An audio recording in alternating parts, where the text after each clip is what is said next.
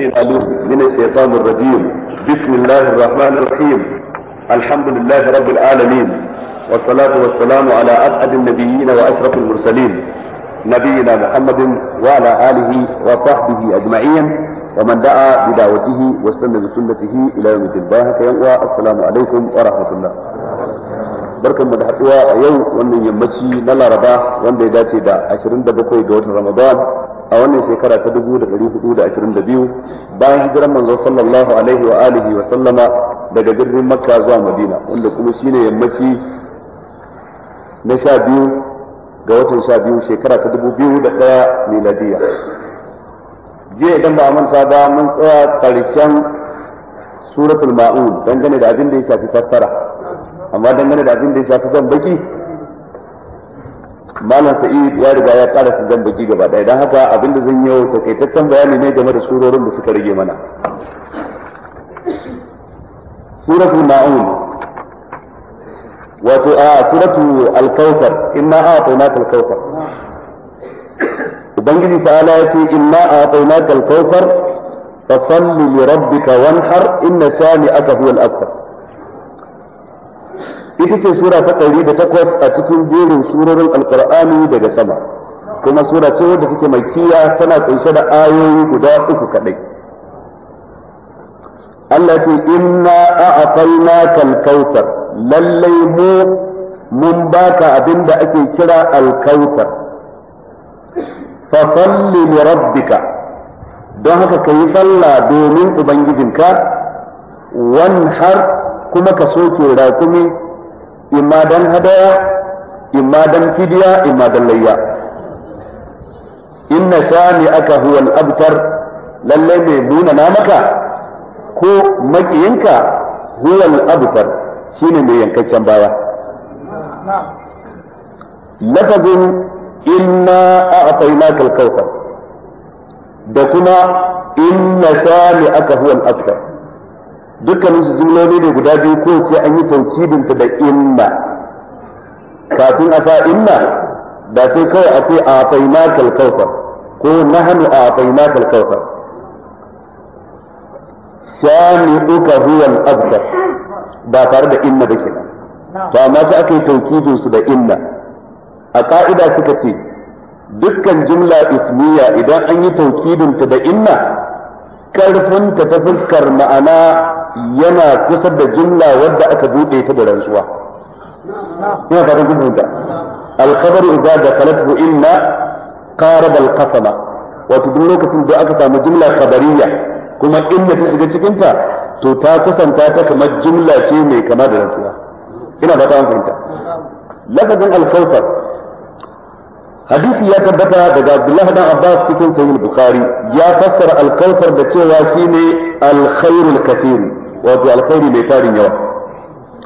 Amma wani hadisin daban ba daga Abdullah dan Abbas ba, daga Anas dan Malik dake cikin Sahih Muslim, yace bayna Rasulullahi sallallahu alaihi wa alihi wa sallam zata yawmin bayna azhurina. Wata rana manzon Allah sallallahu alaihi wa sallam yana tsakanin mu, iz aghfa izfa'atan, sai yayi gingedi, dan karamin gingedi bai dauki lokaci mai tsawo ba.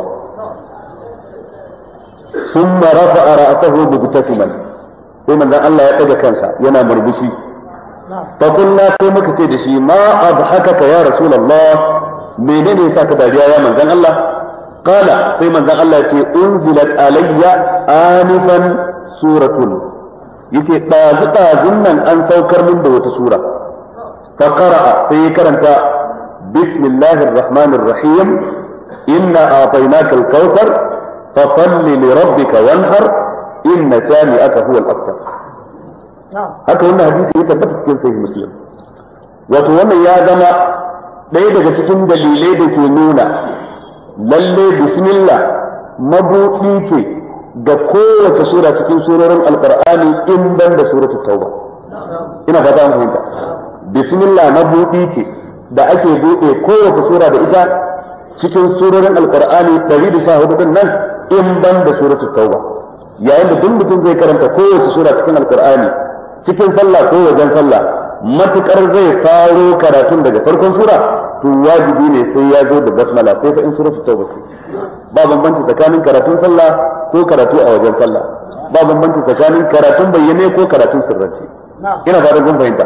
Tunda yake fa qara'a bismillahir rahmanir rahim inna a'tainaka al-kautsar fasalli li rabbika wanhar inna shani'aka huwal abtar. Bayan ya zo nan thumma qala, sannan sai manzon Allah ce atadruna mal kautsar, kun san me ake kira da al-kautsar da kuka ji ambatonsa cikin wannan sura da na karanta muku yanzu? Fa qulna ana tsammali ce sai muka ce Allahu wa rasuluhu a'lam, Allah da manzansa ne suka fi sani, mu kan ba mu san menene al-kautsar ba. Qala sai manzon Allah ce fa innahu naharun wa adanihi rabbi azza wa jalla, wani kogi ne wanda ubangiji na yi min alkawalinsa, alaihi khairun kathir, akwai alkhairai masu ɗimbin yawa tattare da shi. Huwa haudun taridu alaihi ummati yawm al-qiyamah, wani tafki ne wanda al'umma ta za su gangara mata don su sha ruwan da ke ciki a ranar tashin kiyama. Amiyatuhu adadun nujum, adadin kokon da ke wajen da za a ɗebi ruwan a sha adadin taurarin da ke sama.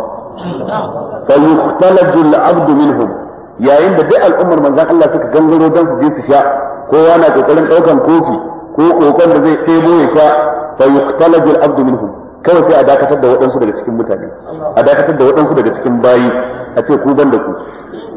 Fa aqulu, manzon Allah ce sai in ce rabbi innahu min ummati, wa ana kan ayyana cikin al'ummata. Fa yaqulu, sai Allah ya ce da ni ma tadri ma ahdatha ba'dak, ake baka san me al'ummar ka suka kikiro bayan baka nan ba. Wannan yana cikin wanda suka yi bid'a, dan haka bai tantance shi gaba. Ina fata kun fahimta.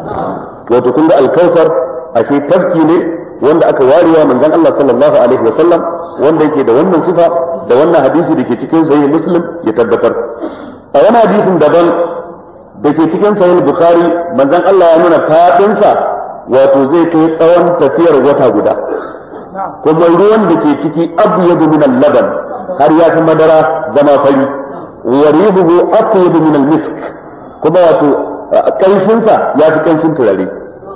Wa kizanuhu ka nujumis sama'i, idan an ce kizan abinda ake kwalfar ruwa da shi, abinda ake ɗebo ruwa da shi, sawa'un guga ne, sawa'un moɗa ce, sawa'un koko ne, kofi ne, shine kizanuhu. An gane ku? Wato yawan kofunan da ke wajen kenan. Sai manzo Allah ce man shariba minha fala yazma'u abada, dukkan wanda ya sha daga cikin wannan tafki babu shi ba jin kishirwa har abadan abada. To Allah sa mu cikin waɗanda za su sha a cikin sa.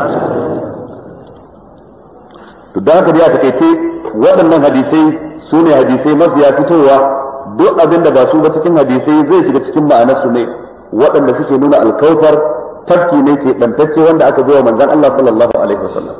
Sannan malamai suna yin saɓani, shin sauran musulmai da ke cikin al'ummomin baya, kamar musulman lokacin annabi Ibrahim da na lokacin annabi Salihu da na lokacin annabi Nuhu, za su sha daga ruwan alkautsara ko kuma sai musulmai ɗan al'ummar manzon Allah kaɗai? Zance mafi inganci, musulman al'ummar manzon Allah ne kaɗai za su sha.